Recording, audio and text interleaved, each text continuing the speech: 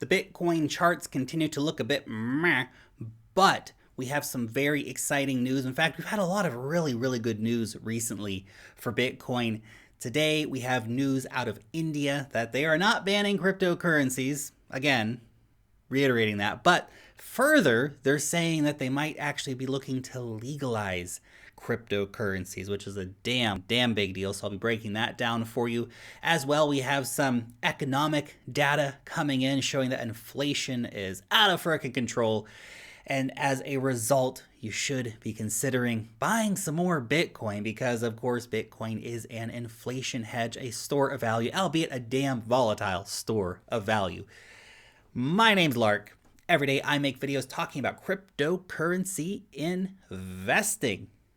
So if that's a topic that you'd like to learn some more about, make sure that you subscribe to the channel, gently tap on the thumbs up, and of course click on the notification bell to put out a new video.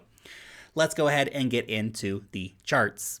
So let's have a look here. As you can see, the price of Bitcoin is retracing a little bit after the El Salvador, El Salvador pump that we had the day before yesterday.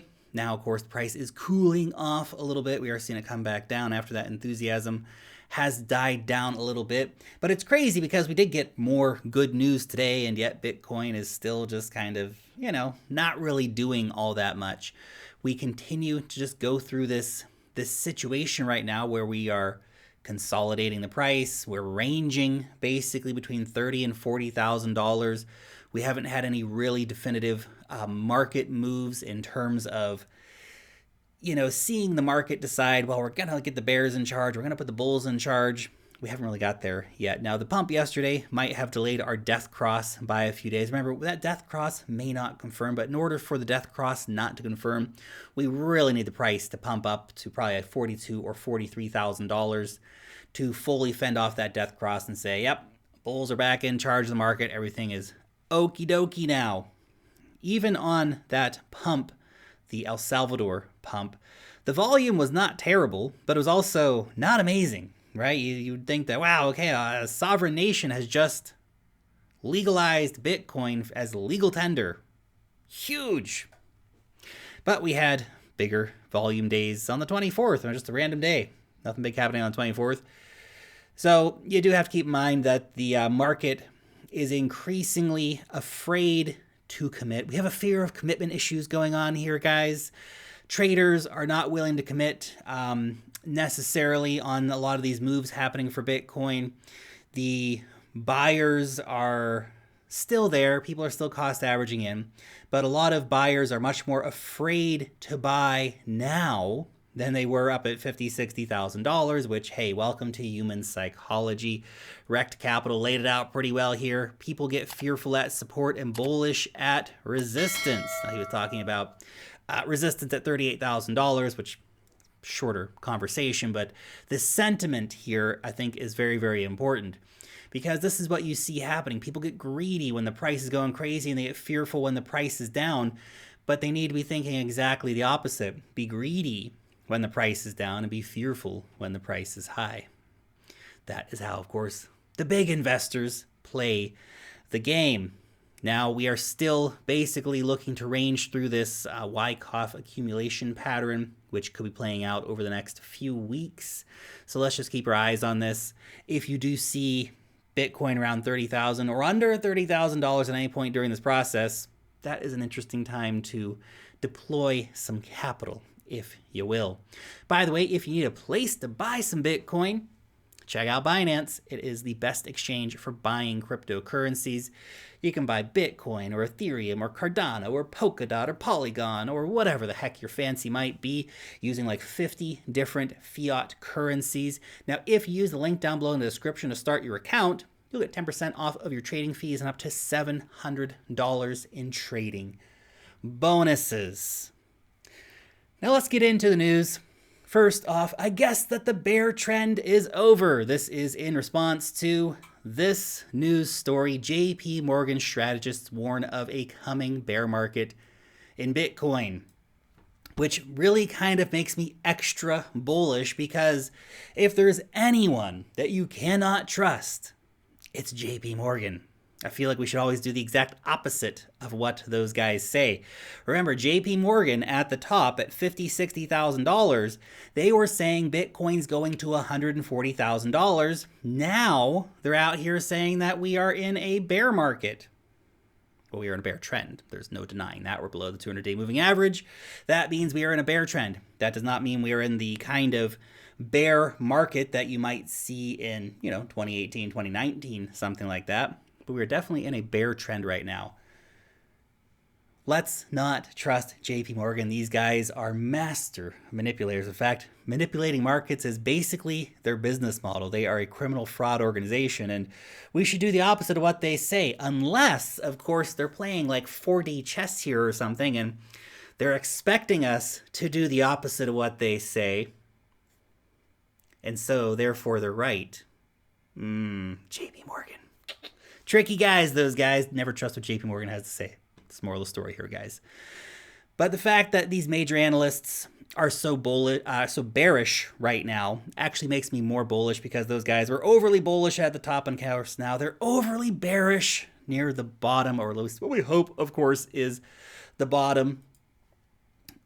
Interesting too, a guy named Crypto Elliot, he shared this on Twitter. This is a chart of Bitcoin versus the fear and greed index. You can see here that major fear events like here and here and here and here also coincided with major price sell-offs. So you can see in literally any of these red arrows here, except for this most current one, which I'm sure if we backdate this in 5 years' time will have proved an excellent time to buy Bitcoin. But every single one of these opportunities here where people were totally freaked out and afraid and, oh, it's over, it's all going to zero, Bitcoin's done, yada, yada, yada, yada. You guys know the script. Every single one of those times was an excellent time to buy Bitcoin. Had you bought Bitcoin at any of these times, when not many people did because everybody was terrified to buy Bitcoin because it's already down 85%, it's going to go down another 99%. That's not what happens. At least not with Bitcoin, altcoins maybe. But these were all great times to buy. So historically, these massive fear moments have been great times to buy. And now what is happening exactly now? We are in that exact same situation of massive fear happening in the market. That says to me, it's an interesting time to buy. What's the old saying? When there's blood in the streets, buy it, even if it's your own blood. That's what I'm doing. I've been averaging into Bitcoin, buying heavy on the dips over the last few weeks. Still have not deployed even close to the majority of my stablecoins. Most of those will just be sitting in yield farms in perpetuity, earning me passive income. But when I see these tasty deals coming up in the market, and look, hey, maybe the price does go lower. Maybe we get to buy under $30,000. That'd be amazing. But I will keep averaging in. I will keep buying on these indicators that are showing oversold readings or that the market's overly fearful. I will keep accumulating that Bitcoin. Now let's get into the good news, the exciting news. India moving in the right direction to declare Bitcoin as an asset. This is big, big news. I'm so happy about this, honestly. India has just been back and forth and back and forth. It's been so frustrating with India because you have these conservative elements within the country that have been pushing to try to restrict people's access to Bitcoin, which is, of course, not cool. We did have the Supreme Court supporting cryptocurrency owners in the country, which is obviously good. The Central Bank of India has come out recently and said, hey, look, we just want to clarify crypto. People can invest in it. We think it's very volatile and very, very risky, but banks can't deny cryptocurrency users banking access. So that was really important for them to come out and make that clarification. But now we have this news, which goes us just another level. India may move to classify Bitcoin as an asset class. Yes, please do it. Obviously, it has not passed yet. Bill has not been introduced yet. But this is really, really, really big news. You can not quite see it here because it's kind of covered up by this, but there will be a proposal introduced into cabinet soon. That is really great news. I want to see that being introduced. I want to see this getting passed. I want to see India embracing the future, right, for their citizens. The corrupt politicians, they're always going to be fine. It's the regular people who need cryptocurrencies. They need it for remittances. They need it for daily peer-to-peer trading. They need the ability to get Bitcoin to hedge against their own fiat currency. They need access to decentralized finance to make actual yield where they can actually make some decent money, but not by putting the money in banks where you might get locked out of your bank at some point anyway. Last year, or maybe it was 2019. 2020, 2019. I think it was 2020. Anyway, besides the point. Covering a lot of stories about Indian banks going under, people being locked out of their accounts, people standing in line for hours and hours on end waiting to get some money out of their banks. It's a crazy situation.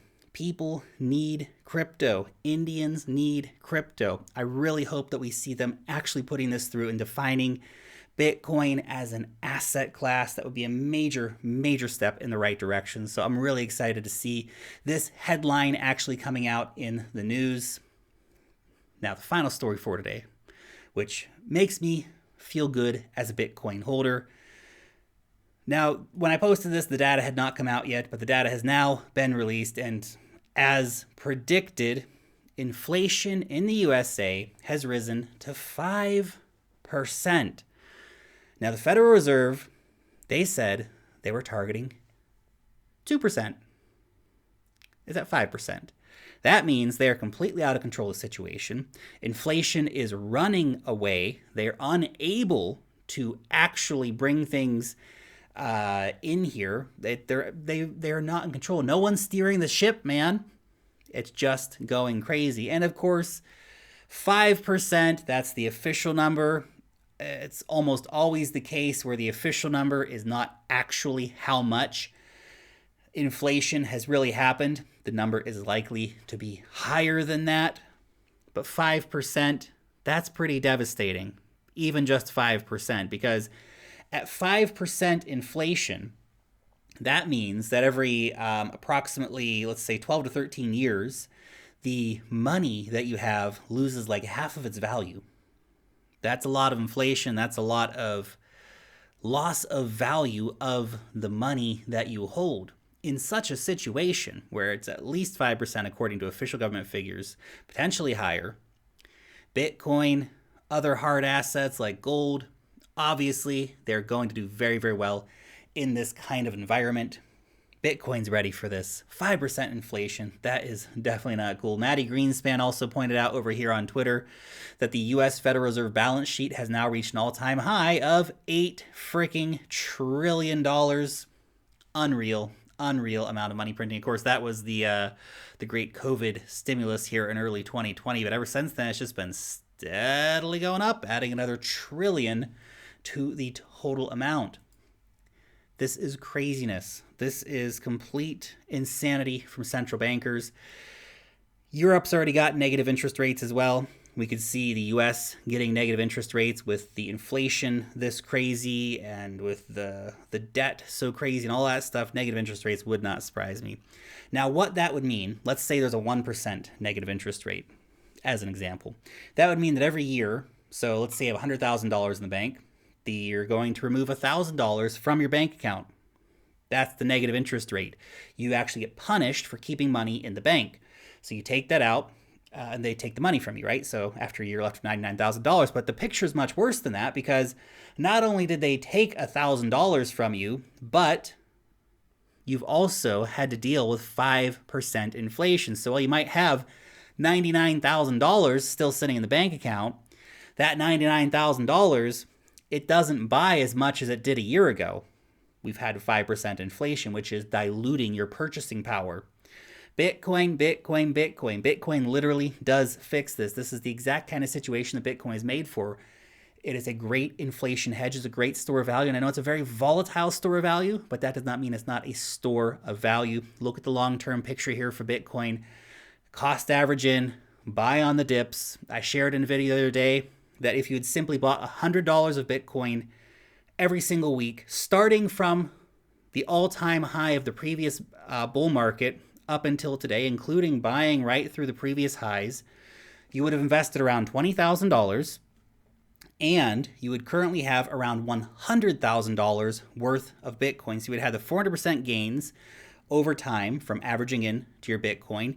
You also would have helped to avoid having your money sitting in cash getting crushed basically by inflation. So it's never been a better time to be a Bitcoin owner. Anyway, those are my 2 Satoshis for the day. Your question: how do you buy your Bitcoin? Did you just go all in? You learned about Bitcoin a month ago, you went all in at the top. Are you a cost averager? Maybe you're buying $100 or $200 a week. Maybe you just buy on the dips, right? You wait until you see the RSI being oversold, and then you come in and buy some Bitcoin. Maybe you have another way in which you are approaching investing in this asset class. Let me know down below in the comment section. Thanks so much for watching today's video, and peace out till next time.